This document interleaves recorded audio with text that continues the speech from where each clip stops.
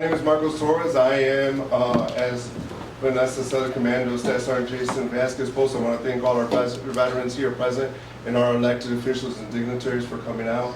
We appreciate you and we appreciate this opportunity. I would like to just ask everybody if we could please stand for the Pledge of Allegiance.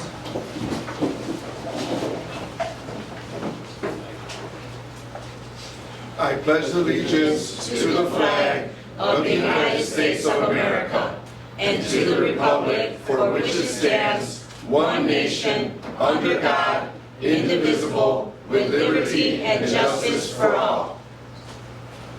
Thank you so much. Alderman Villegas. On behalf of the 36th Ward Democrats, we want to welcome you. My name is Vanessa Valentine, and I am the chair of the 36th Ward Democrats. Thank you to all the candidates for being here. It is important for our community to have you and hear you, what you have to present. We want to thank all the veterans that are here with us today. We want to thank the 36 young Democrats that are also here today, and also to the 36 Ward volunteers. Thank you for being here. Now I am honored to present our chairman, our alderman, our committeeman, and our Marine soldier, our alderman, Gilbert Villegas. Thank you, everyone. Thank you for coming out this morning. I also want to acknowledge some of my partners for this forum here. Leader, Representative Eva-Dina Delgado. She's not here today. She's in Texas, handling some business. Metropolitan Water Reclamation District Commissioner Marcelino Garcia. School Board Member Jennifer Custer. She's on the way. And then also School Board Member Carlos Rivas. This forum this forum would also not be possible without the space that we were grateful to be in. I want to thank the VFW Armed Forces Post 8322 for hosting us and opening your doors for this community. Can we give them a round of applause?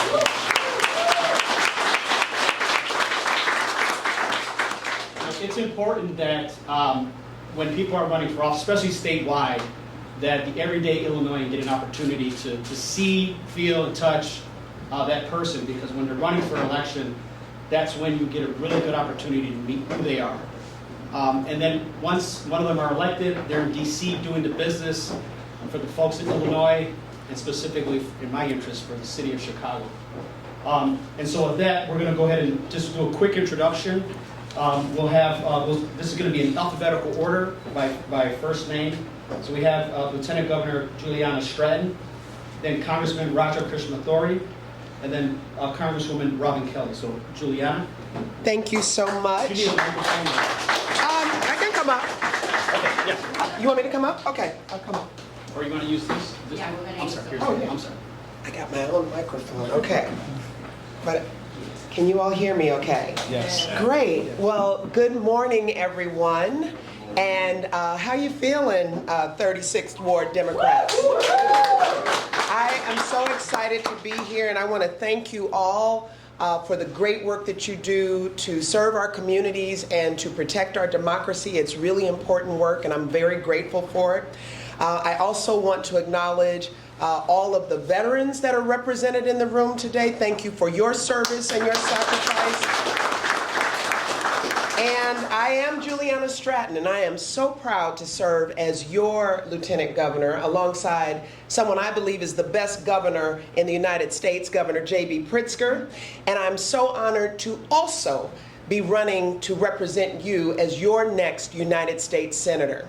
I'm glad to be here today to share a little bit about my campaign and the way that I want to represent you, and I certainly look forward to taking your questions. I have 2 minutes to introduce myself, so I'm going to give it to you really quickly.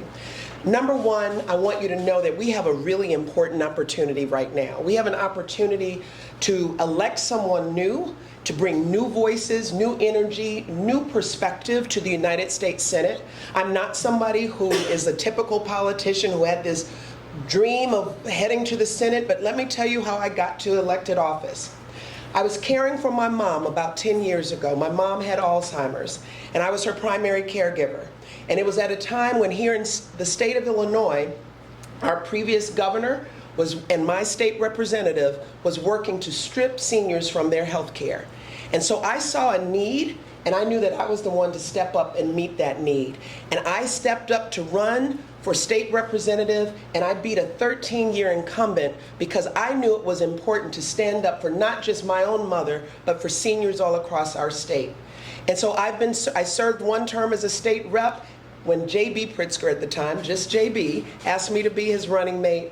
And we've been getting big things done over the last 7 years for the people of Illinois.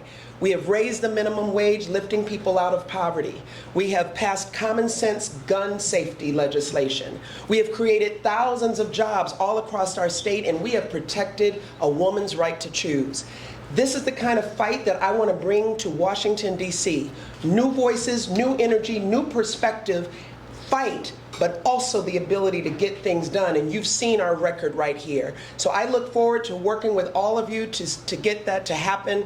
And I will humbly be seeking your endorsement and support. And I certainly look forward to taking your questions today. Thank you for having me.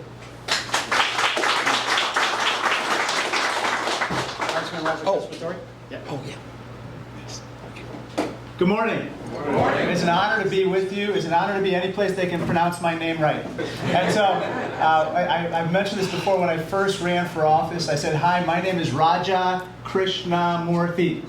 And the person in Chicago looked at me and said, "Roger Christian Murphy." Very nice to meet you.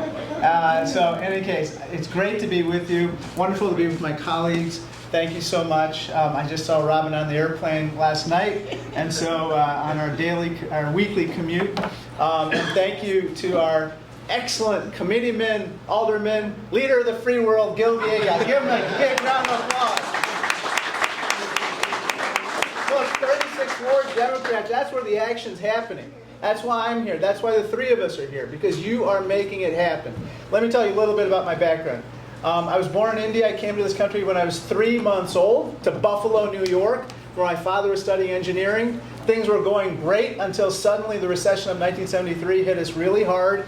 My father lost his income, but thanks to the generosity of the American people, we were allowed to move into public housing and food stamps. So I spent about half of my early childhood in those 2 life-sustaining programs. And then my father got on his feet, then ended up getting a great job in, of all places, Peoria, Illinois. They loaded up the U-Haul truck and drove until they reached Peoria. And that's really where we enter the middle class. And pretty much every night at the dinner table, my father would say something along the lines of, "Think of the greatness of this country. Think of the greatness of this country, and whatever the two of you do, my brother and me, just make sure this country is there for the next families who need it." So that became the North Star of my personal compass. Fast forward through college and law school, stints in the public and the private sector here in Illinois. I ran a very small business and then got elected to this job. And 5 terms later, as a U.S. congressman, that mission statement assigned to me by my parents, "Make sure this country is there for the next families who need it," has become the mission statement of my office and my life. That is my why. I know why I'm on this earth, which is this country conferred certain blessings on my family, and I got to pay it forward. And so if you just think about what's happening right now, that American dream that my family was allowed to enjoy is slipping from the grasp of millions of people, if not becoming impossible because of the economic chaos of Donald Trump. Just think about that legal immigration system that enabled us to come. That is being actively dismantled every single day. That public housing and food stamps that allowed us to survive, it's on the chopping block this week in Washington, D.C. And those public schools that are the gateway to the American dream, those are under assault too. When you have a president who says he wants to close the Department of Education, that's all you need to know about whether he believes that you and I and everyone should have access to the American dream. And so I think we're confronted with one threshold question right now, maybe the most important question of our life, which is, what kind of government do we want? Do we want a government that is there for those who are fighting to make it, or a government that is primarily catering to those who have it made? I know my answer to that question. We always want a government that is there fighting for those who are fighting to make it. Are you with me on that?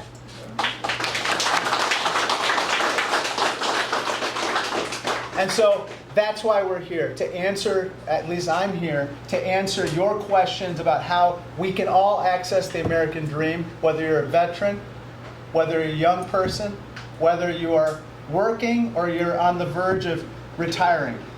We need everyone to be on the up escalator of the economy, and we need to stand up to Trump in the process as well. Thank you so much. God bless.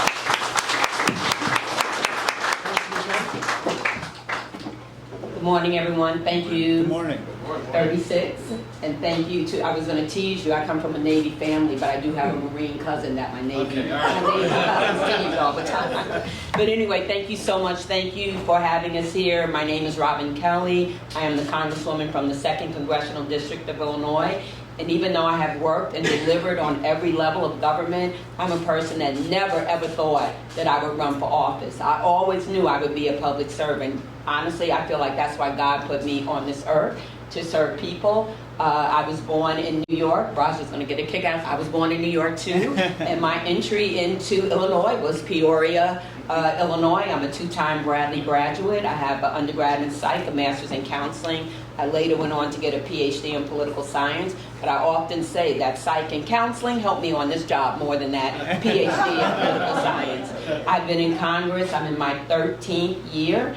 And believe it or not, only 4 of those years have I been in the majority. So I've had to learn. It's not like Illinois where everybody's a Democrat. You have to learn how to work across the aisle to get things done. I'm all about the resistance, and I don't give up my values. But I have worked with Republicans to get more dental care to unserved and underserved communities. How did that happen? Because the 5 dentists in Congress are all Republicans. So they work with me to get that done. My district, I have Illinois in my district. I'm urban, suburban, and rural. So I go from the south side of Chicago, a big swath of the suburbs. I have 4,500 farms in my district. Believe me, most of my farmers are Republican. But we've learned how to make a way and break a way through, again, to get things done. So I know I've been an effective leader on every level of government. I am doing the work now. I have a huge healthcare portfolio when it comes to inequities, lack of access. I'm the one that brought maternal mortality and morbidity to Congress. It was my legislation that took the Medicaid postpartum coverage from 60 days to a year.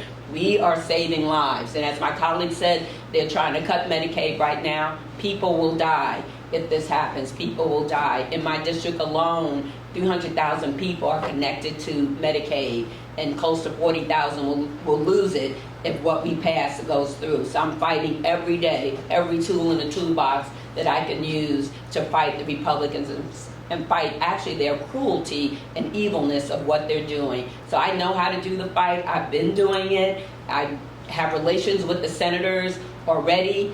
I have the energy. I have a great staff. That's very important, to surround yourself with great people, because I know I don't have all the ideas. And also the other thing is I listen to my constituents. That's how I knew work needed to be done on maternal mortality and morbidity, because a constituent called me and said, I want to tell you a story. So I listen to my constituents, I listen to the stories, and I take them from my district back to DC and do something about them. I would love to earn your support. Thank you.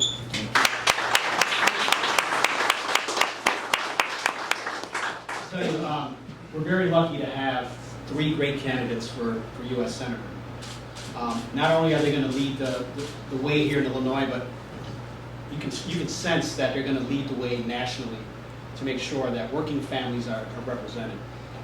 So I know I speak for many folks when I say that there's a lot happening right now on the federal level.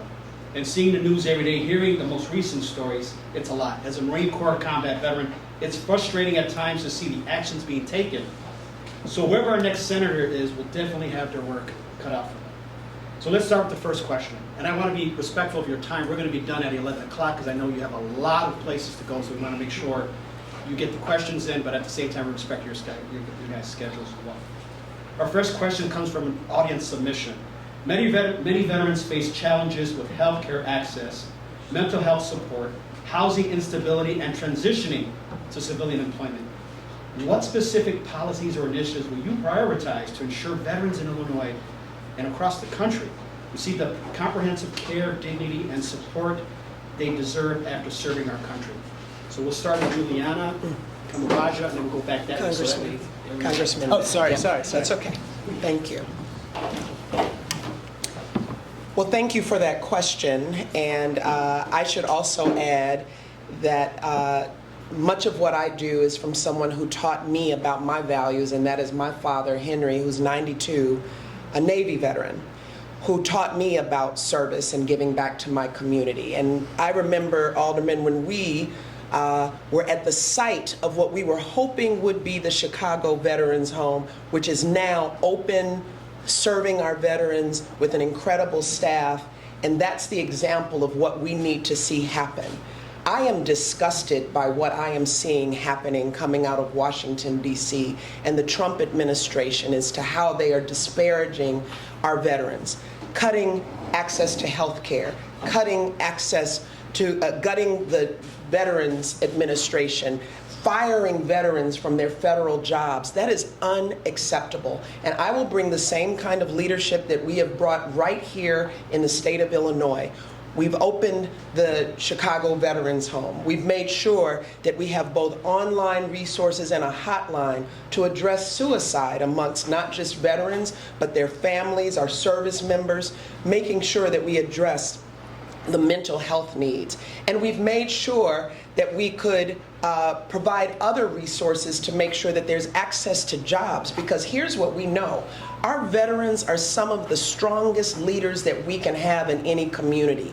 Leaders of integrity, leaders who bring incredible innovative thoughts and ideas to the workforce, and we need to make sure that those opportunities continue. So my idea is that the things that we have gotten accomplished right here in Illinois, we need to bring that fight to Washington. I will be a senator that stands for our veterans, but not just stands for, stands with, and works alongside of you, and taking your voices with me to Washington, D.C. to make sure we have the very best resources and access to services possible.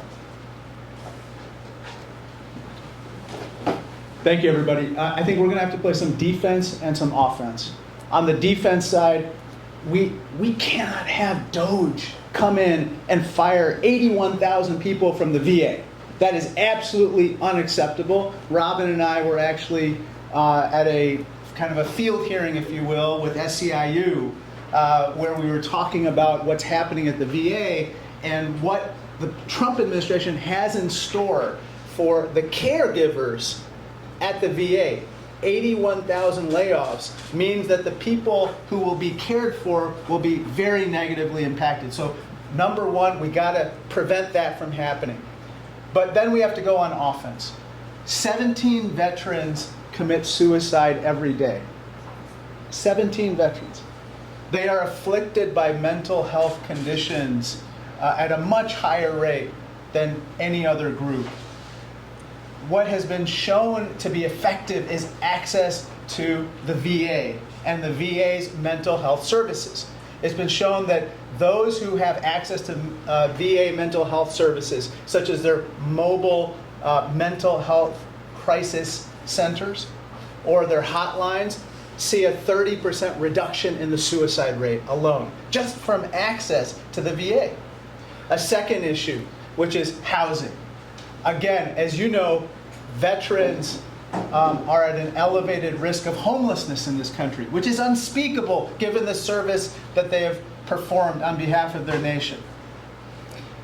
What we need to do is make sure those 35,000 veterans who are homeless in this country again have access to the HUD, it's called HUD-VASH, okay? That is a combination of the Housing and Urban Development Department's Section 8 voucher program, as well as the VA and their counseling and mental health services unit. Together, they've come up with an excellent program where people both get Section 8 housing vouchers to purchase private housing. but also those counseling services and other wraparound services to make them sustainable in living in that housing and performing their daily routines. Finally, we have to address this issue of employability. Veterans face a 15% greater risk of being unemployed in this country versus other people. It doesn't have to be that way. One of the no-brainer things, the low-hanging fruit, if you will, is to get rid of those ridiculous credentialing and licensing requirements that EMTs, mechanics, cyber analysts from the military have to face to then get equivalent jobs in the civilian workforce. We have to get rid of those. And where you get rid of them and allow people to employ their experience, use their experience in the armed forces, I should say, to their licensing requirements in a given state, they're more likely to get employed. In addition, I've worked on issues of skills-based and career technical education. That's for the 60% of Americans who don't have a 4-year college degree. We must get these services to these veterans, because at the end of the day, if they have that training in addition to their experience from the armed forces, they will then be able to have a ladder into the middle class. Congressman Kelly. Thank you so much again. I would use every tool I had in the toolbox, every piece of energy to make sure that we don't privatize, because that's something this administration wants everything private. We need all of our services.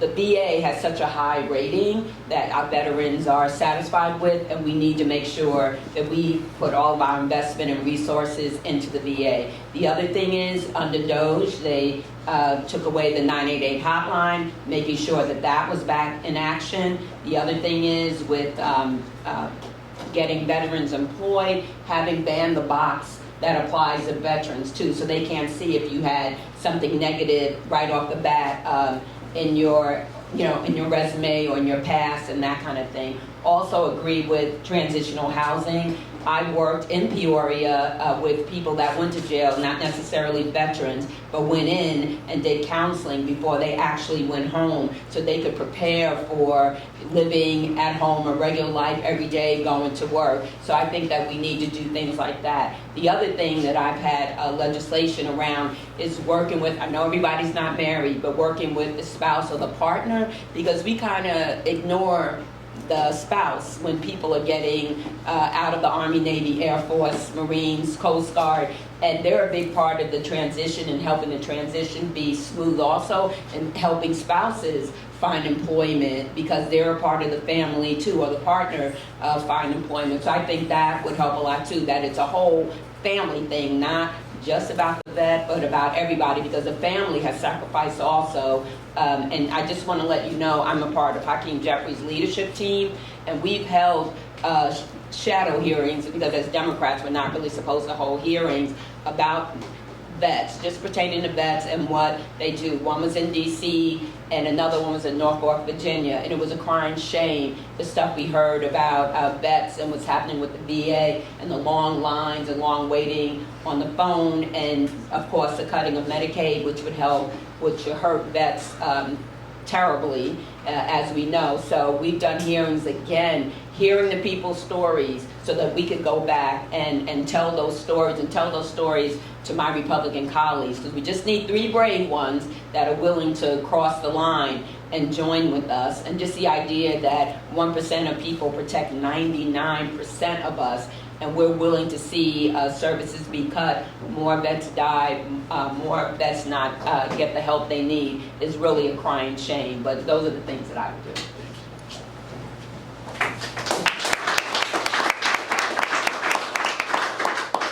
Veterans, we're going to have to get to the ballot box. We're going to have to get our friends out there to vote. Our voice has not been as loud. And you can see that when people talk about veterans and then their actions for veterans, we see that right now the Democratic Party is standing up for veterans. And so we got to make sure that as veterans and folks are able to vote, that we're exercising that right and taking your neighbor to go vote. We got to make sure we have people that are elected that are representing our veterans' issues. Right, for each of you, what are the top 3 most important topics that need to be addressed and how will you work to address them? And it doesn't have to be around veterans, but just want to kind of get a sense as to what are your top 3 issues that you think you're going to work on. So with Congressman Raja. It's not. Oh, I'm sorry, Councilman Kelly. Yeah, and then that way. Thank you so much. Again, as I said before, I have a huge healthcare portfolio, and I want to take that portfolio to the Senate. I do a lot of work around health, lack of access, inequities. I do work around clinical trials. I told you maternal mortality and morbidity. I think gun violence is a public health crisis, so taking that to the Senate also. I do work around food as medicine to really cut down on how much actual medicine we take and where can we eat good food in place of that. And there's been many studies proven that works. I'm on Energy and Commerce, the healthcare subcommittee, so lowering drug prices and costs and things like that we worked on, and we see that happening already under the Biden administration. So I would want to take those things that I've already started working on. You know, as I said, I've only been in the majority 4 years, so if you don't have the right people at the table at the right time voting on the bills, it's hard to get things passed, but that doesn't mean you give up. You just keep pushing, pushing, pushing. The other thing I do work around is artificial intelligence and workforce development. AI is here with us now, and we need to make sure that our folks are prepared for the jobs of now, but also the jobs of the future. So I do work around that. And then I do, as I said, I do a lot of work around gun violence. And I think the other thing I've always been interested in, I was on the committee for 2 years, but had to get off, was foreign affairs.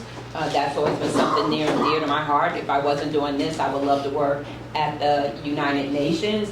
We're all on this planet together. What one country does, as you know, better than anybody, affects what the other countries do. I'm on something called House Democracy Partnerships that I was appointed to by Nancy Pelosi. So I meet with people just like me in countries all around the world. And a lot of people are concerned. And my particular interest is the countries closer to us, like Latin America, South America, those countries, and Canada, because those are our neighbors. And we want to make sure our neighbors are okay. And for instance, with Latin America, they're very concerned about gun trafficking, and that's something I worked on, and it was my legislation in the first bill we passed in 30 years, the bipartisan Community Safer Bill. And but they're concerned about all the guns coming from the United States. And actually, when I met with them, they actually came and met with me here, then went to meet with the mayor of the city of Chicago to see,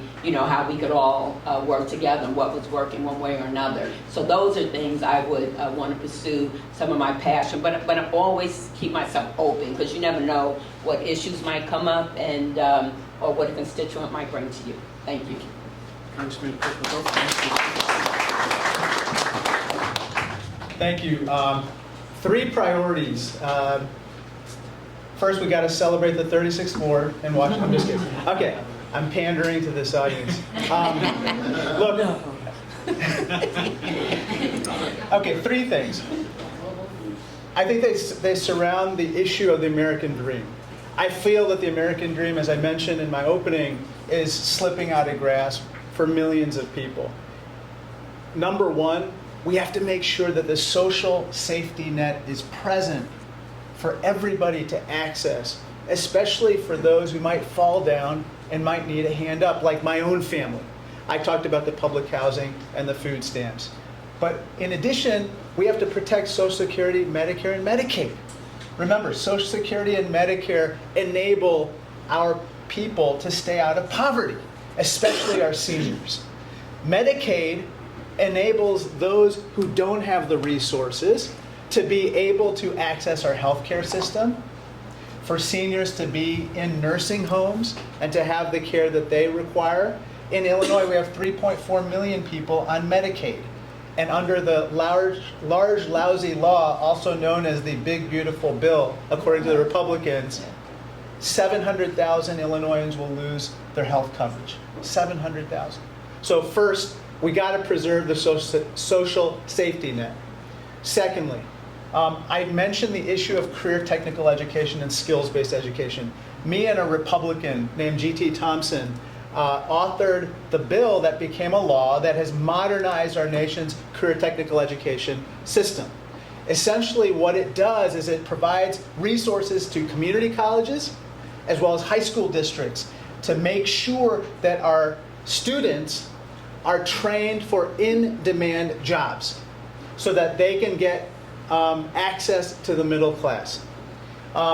There's a short anecdote that kind of summarizes this. There's a lawyer who asked a plumber to come over to his house and do his work to fix some plumbing issues, and the lawyer gets the bill and says, "Oh my God, your hourly charges are higher than mine."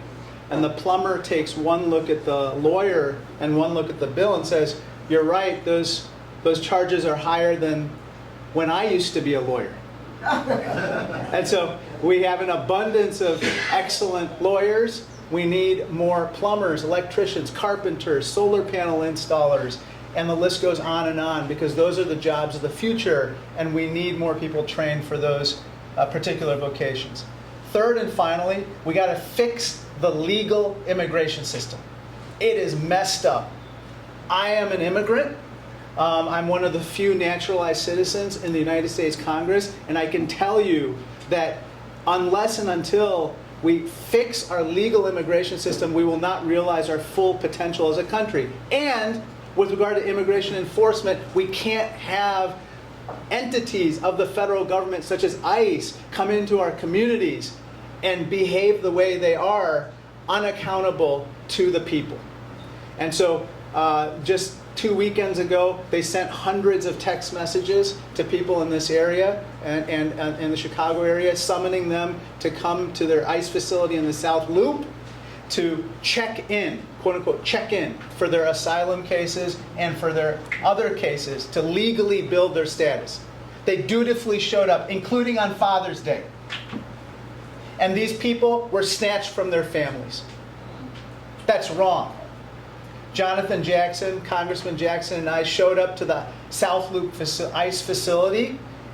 We were met with a masked ICE agent, who refused to identify himself, refused to provide a badge number, and then called the CPD to evict us as trespassers.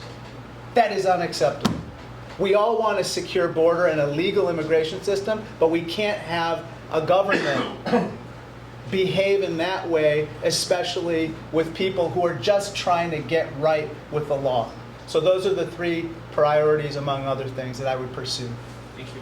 Lieutenant Governor.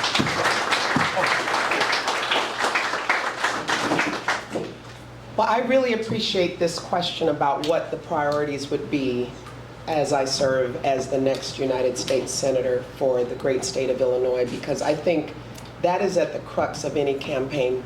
Not just what you talk about doing, but what you actually want to do.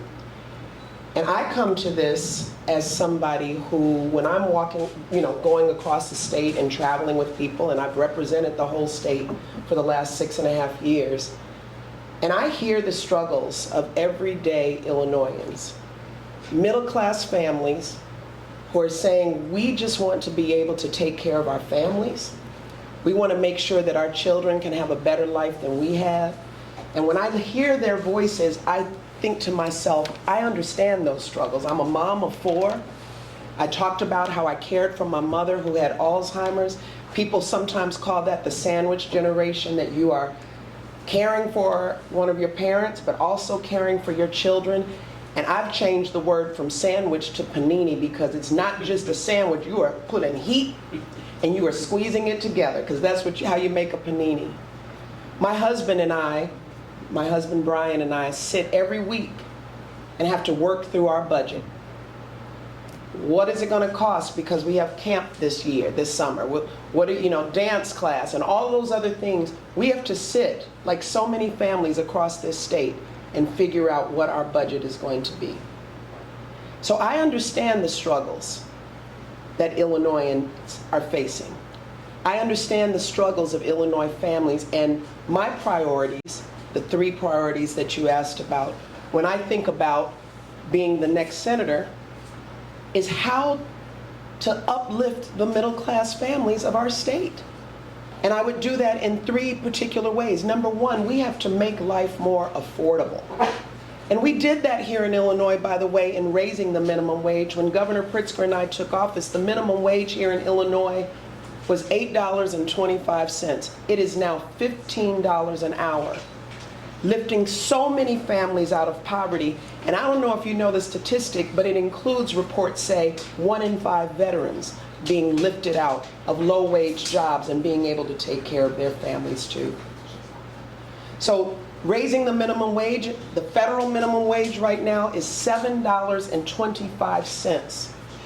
How do you make sure you take care of your family on $7.25? Also, I want to see a tax cut for middle-class families. And you know how I want to pay for it? I want to pay for it with a tax increase on people who make $1 million or more. That's how we pay for it. But right now we see an administration that is focused on giving tax breaks, Donald Trump, tax breaks to his, ultra-wealthy friends.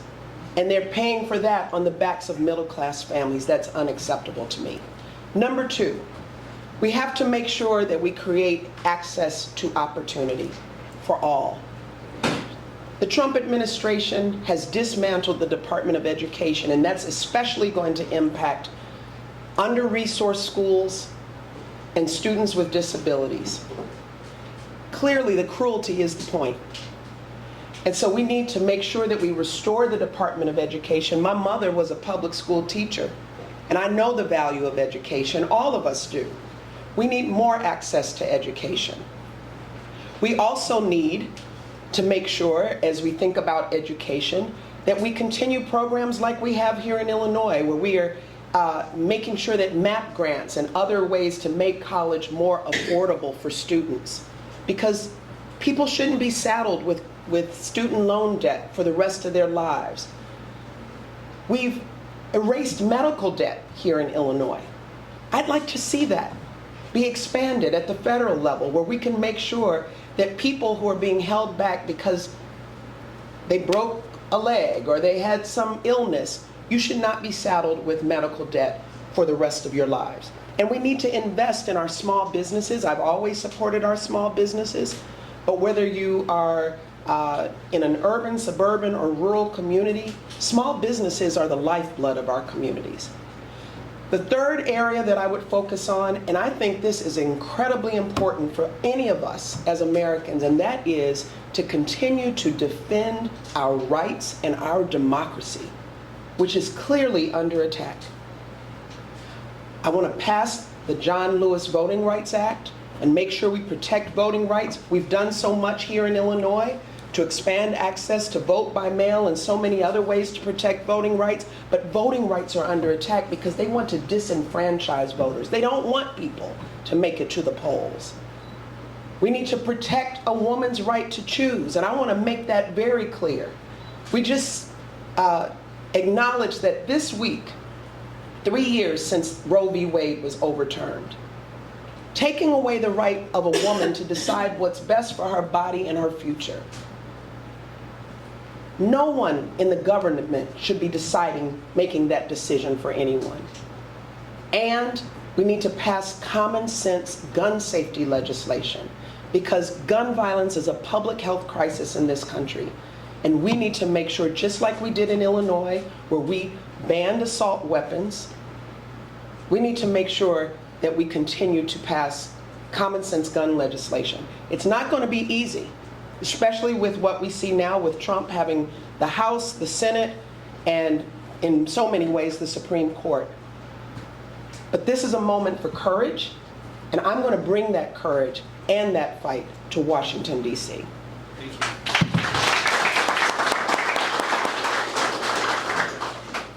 There's when you're honorably discharged or dishonorably discharged from the military, you're given a plane ticket, you come home, and it's like, good luck. Thank you for your service. Locally, I can tell you that we've passed a lot of initiatives here at the City Council around skill-based hiring, affordable housing, employment, and then better business enterprise programs. because I'm going to make sure, as a council member, that the city of Chicago is going to be the most veteran-friendly city in the country, and we want to make Illinois the most veteran-friendly state in the country, so that way we have people moving in, because they know that Chicago and Illinois have it going, and we want to, as a veteran, attract them to this great city of ours. That being said, I remember in 1992 when I was honorably discharged, given a plane ticket, go home. I came home, and I remember my mom telling me, "Hey, Gil, don't worry about it. You can live with me, and you can file for unemployment." And I was dumbfounded. I said, "Unemployment? What does that mean?" She's like, "Well, you paid into it, but I'm ready, willing, and able to work." I know, but at the time there was no internet, so I'm scrolling through the papers trying to find a lawn ad. And I can tell you that that was a disheartening feeling. And I always said, if I ever had a chance to change that I would change that. And we want to make sure that our U.S. senators are doing the same thing for veterans. But we also see some veterans get in trouble. Because they come back here, they're fully employed, they're coming back to the same neighborhood. Maybe they left for the military because the neighborhood was challenging, and they came back. So as a U.S. Senator, how would you work to reduce the number of veterans who have become justice involved, many whom are struggling with untreated trauma, mental health conditions, and or substance use? And what specific support would you champion to ensure our formerly incarcerated veterans can come home with dignity, housing, health care, and just really a chance at reintegration?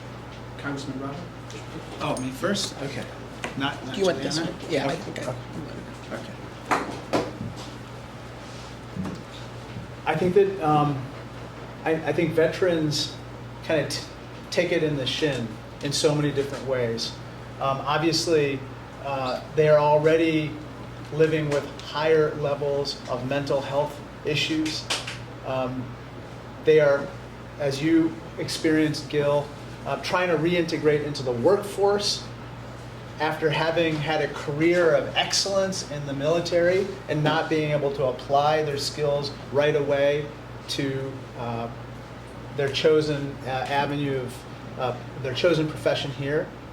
And then third, because of other issues, they don't have a mission. They don't have the mission that was given to them in the military to help protect our country. And so they're somewhat at sea when they're coming back home. And so we've got to figure out how to address all of those issues. But first, let's make sure that we do no harm. It's that old principle of practicing medicine. Do no harm. So to those programs that are working, that actually are taking care of veterans, reintegrating them into the workforce and helping them with their housing and their healthcare needs, don't doge them. Don't have a situation where you're basically cutting services, cutting caregivers, cutting those vital lifelines that they need in order to reestablish themselves here in America. On the other hand, what are the positive things that we should be doing?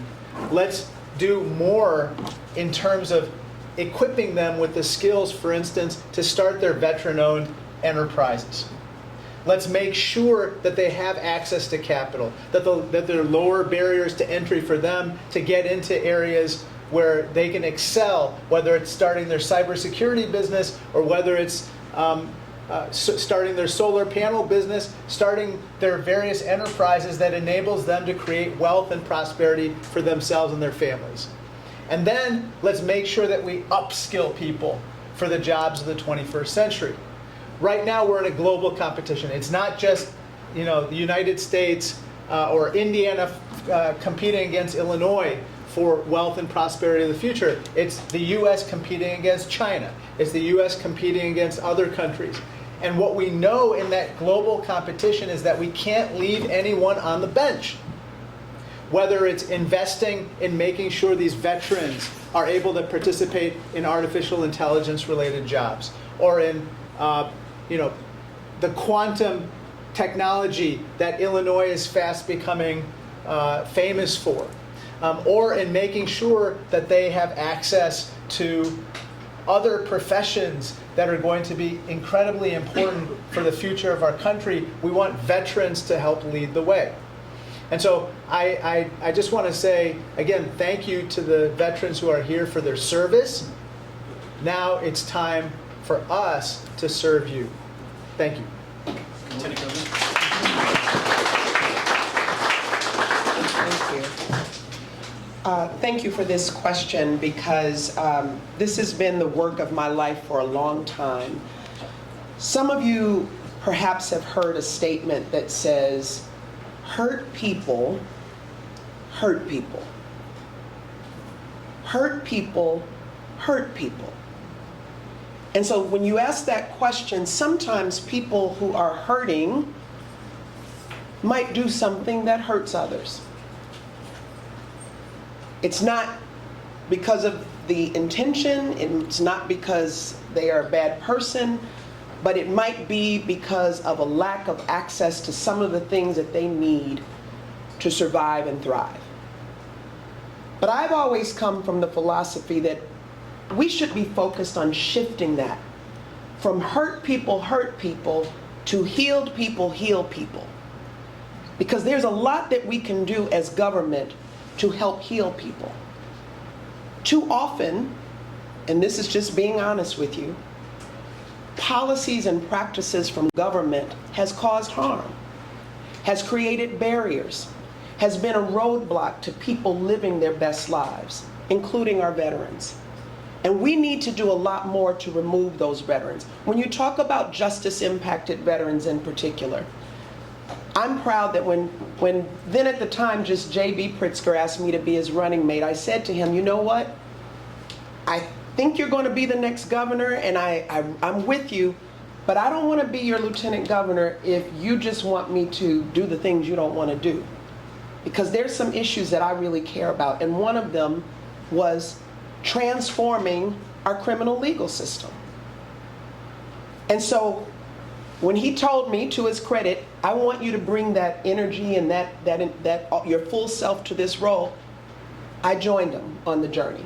And one of the first things he did when we took office is he created something through executive order called the Justice, Equity, and Opportunity Initiative. And it's housed in my office, and I am the leader of that initiative.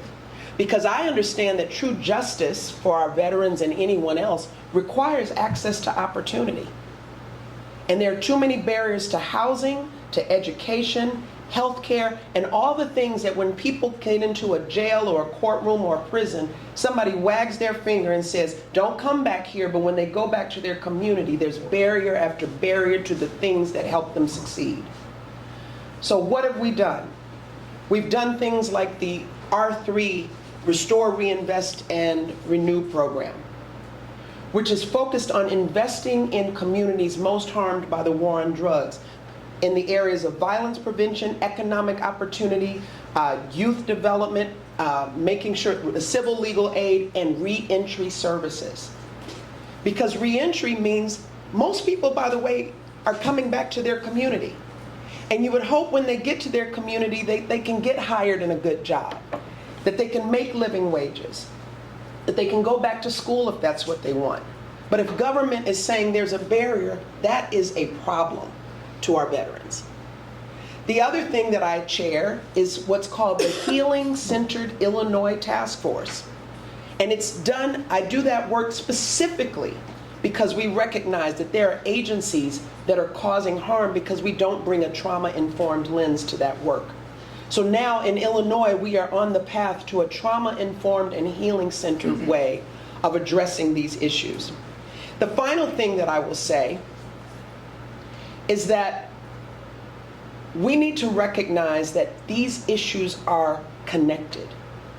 When you see Donald Trump and congressional Republicans stripping away people of health care and SNAP benefits for food and and firing people from their jobs, we're going to see more people in the criminal legal system. Because that's often what we see.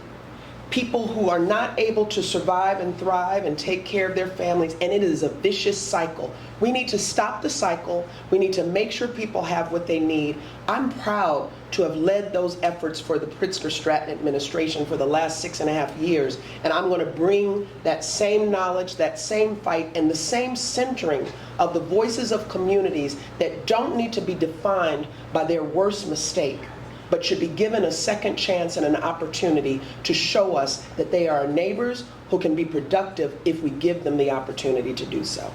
Thank you.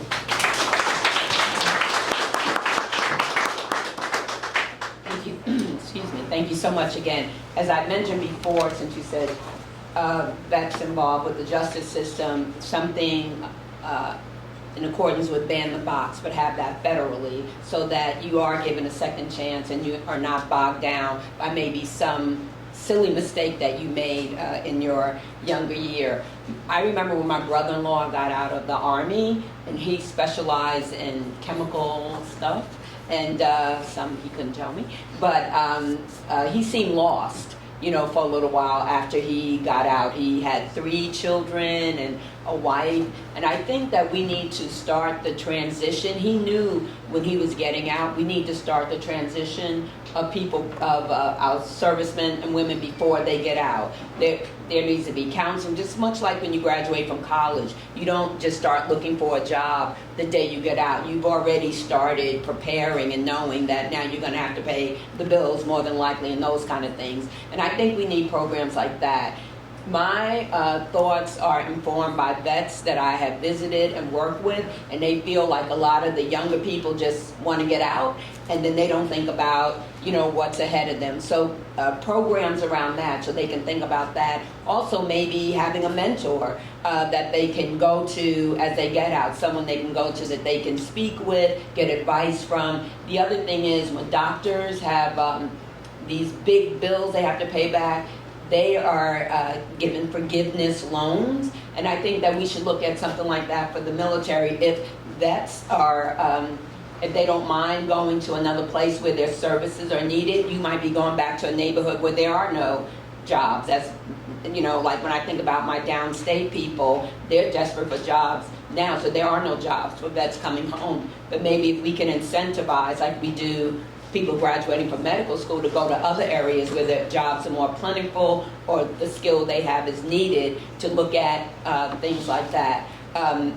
Otherwise, I do think like the 988 hotline and all the things that this administration has wanted to cut, we need to make sure, you know, we don't let them get cut and we put back in. We have many veterans serving in Congress, Democrat and Republican, so it's kind of shameful that the Republicans are agreeing to stuff like this. So I'm going to put something on you guys. They need to hear from you. They need to hear that other vets don't think this is right. Like the vets that protested the parade on his birthday and got put in jail, actually. An 87-year-old in a wheelchair was arrested. So we need your help in making our voices heard and your voices heard too. Very, very, very important. Thank you.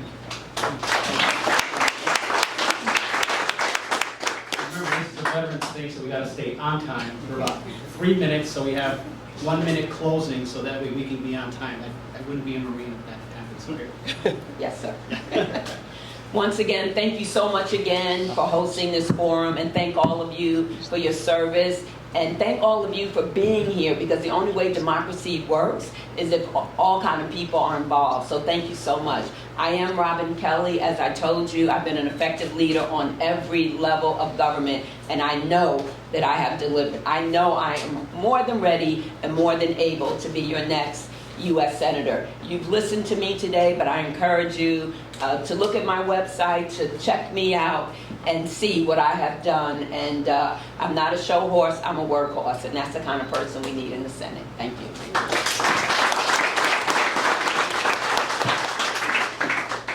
Thank you again for your attention. Thank you for coming. Thank you for your patriotism. I think that, as I mentioned before, to me, my why informs why I'm in this race. I feel that people across the spectrum, whether they're working poor, whether they're middle class, whether they're starting a business or growing a business, feel that their American dream is out of reach. They can't access it, and there are barriers in the way. And one of them is the economic chaos that we've seen unleashed by Donald Trump. I'm married to my lovely wife, Priya, of 23 years, and I have 3 kids, 20, 16, and 9, and I'm concerned about them, and I'm concerned about you and your families being able to realize our full potential. And so right now we have a man who is not thinking about how do I make sure that government is an indispensable partner in your pursuit of the American dream. In Congress, I've made a career of standing up to bullies. I went after the e-cigarette companies that try to hook a generation of youth on vapes. I went after Purdue Pharmaceuticals, which tried to hook a generation of people on OxyContin. And then food companies who taint our baby food with toxic heavy metals. I went after them, held them accountable, and got results. And now I need to stand up to the biggest bully of them all, Donald Trump, and do the same. And then offer you more. Make sure that the government is there to help you in building your business, is there to help you to upskill, to participate in the jobs of the future, to make sure that your Social Security and Medicare, which you earned, is there for you so you can retire with dignity. That's why I'm running. I should not be here, but for the grace of God go I. I got lucky, and I won the parent lottery. I am here because I have to make sure other people have the same opportunities I did and my family did. Thank you so much.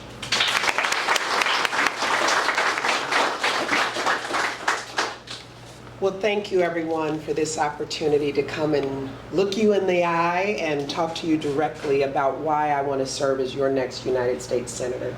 I'm Juliana Stratton, and I humbly will work hard to earn your support. I was glad to answer some of your questions today, but here's what I want to leave you with. I am a fighter, and when I travel this state, there's one thing that people say when they meet me and I say, what do you want to see happen? What are you looking for in your next senator? And they look me in the eye and they say, I am looking for someone who will stand up and fight for me. And I am so proud that I can look them back in the eye and say, I will be exactly that as your next senator. There's a lot going on, and I know some of you have either felt like I've got to turn off the news because it's just too much every day. Some of you have felt scared. Let's be honest. There is a lot that is really frightening that's coming out of Washington. But what we need right now is a fighter, and we need somebody who not only will fight, but will deliver for the middle-class families of this state, and that's the kind of leader that I will be. And I just want to say that this conversation today is only the beginning as far as I'm concerned. I don't want this to be a situation where I can go to an office, just like I haven't as lieutenant governor. What's important to me is that we do this together, that I carry your voices with me to Washington, and that we work side by side to get big things done to benefit the families of this state. This is not about a title, and it's not about an office. It's about serving the people. And this is a campaign that is being energized by the people. I can win this, but I can't do it without your support. For those of you who've already expressed your support, thank you. It means the world to me. To those still deciding, I will keep working every day to earn your support. Thank you for this opportunity, and thank you all for listening. Right quick, a little bit of housekeeping.